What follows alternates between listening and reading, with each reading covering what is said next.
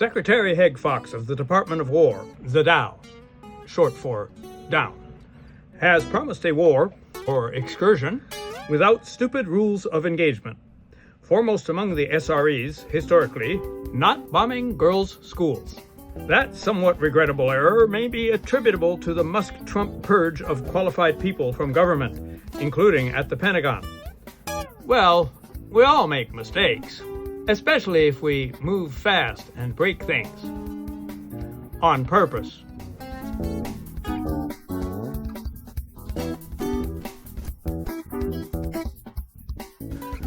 There's a growing split in MAGA. No, not between Ma and Ga, but over Iran. Iran, a weasel word meaning Israel. Responding to comments from anti-war firebrands like Megyn Kelly, MTG, and Tucker Carlson, Trump intoned, "Le MAGA, c'est moi."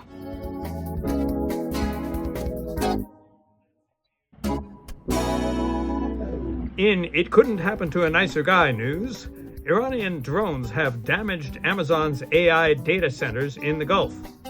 Win-win. In other holy war news, President Bombast can handle it all by himself, so he asked the allies to pitch in. I guess he just guesses, like with shoe sizes. Makes sense. You know they won't help, so then you can withdraw from NATO, which would weaken it, which would be almost as good as weakening Russia. But that's not in the cards, by which of course I mean three-card Monty.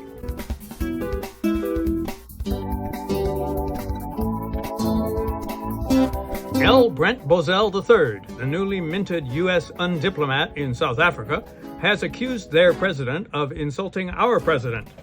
Insulting, an undiplomat term meaning critiquing. He also offered a further critique of their courts, saying, "I don't care what your courts say." He accused South Africa of aligning against the U.S. on key issues for decades. Aligning against the U.S., an Alice in Wonderland term, meaning resistant to U.S. world dominance. Not to mention historical support for apartheid. But your agencies are unaccountable, paramilitary forces, and I have just as much respect for you as I do for the last white men who put on masks to terrorize communities of color.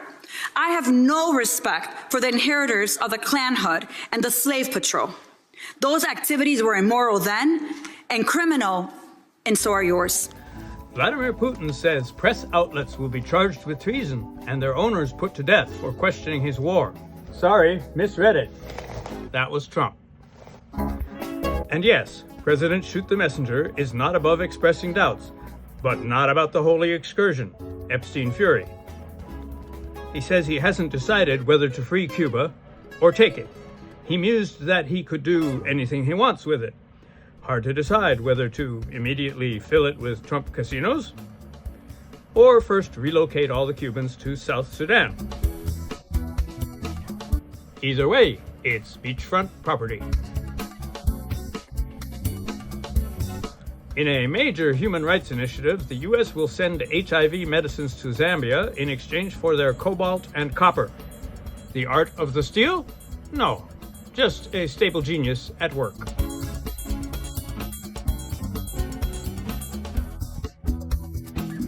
A federal judge has blocked Rifki Jr.'s murderous attack on infants and reversed all decisions made by Brainworm's hand-picked panel of clown car operators, who replaced, in a word, scientists.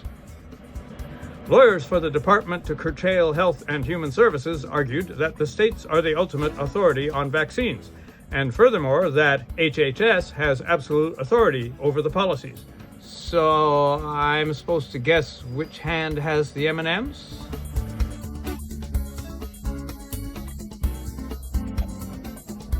Australia, a land of many ethnicities, has a new law mandating that minorities must assimilate, live in mixed communities, forge a single national consciousness, and speak the national language in schools. This negates the previous practice of allowing some students to speak Mongolian? Wait, sorry, I read it wrong. Not Australia. China.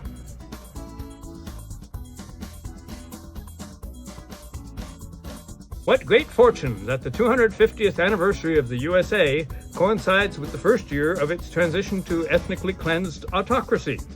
The key word here, of course, is fortune. This celebration isn't about the less fortunate. For a donation of a mere $1 million, you can party with the Terminator of democracy. But it's not all about the Benjamins. Party planners have announced an ultimate fighting match at the White House. And it won't be Melania versus Ivanka. Naysayers who say, nay, there shan't be another 250 years because of climate chaos and, oh yeah, nukes, are dismissed by real white Americans who point out that, well, there's always the American moon. The celebration is organized by the Interior Department, which has referred questions to the White House, which responded, "Are you stupid? Are you a stupid person?"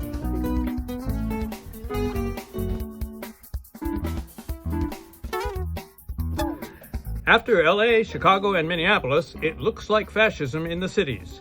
But in the corridors of power, it appears to be neo-royalism, say Henry VIII scholars. Crony capitalism run amok converts national policy to friend and fam enrichment, and decisions are made not to benefit the nation or the world, but those near and dear to the royal court. This can lead to capriciousness, or in extreme cases, pique. And if the entire elite crashes and burns without the help of a revolutionary anarcho-socialist army or even masses in the streets, I guess I'll be happy. Dunno.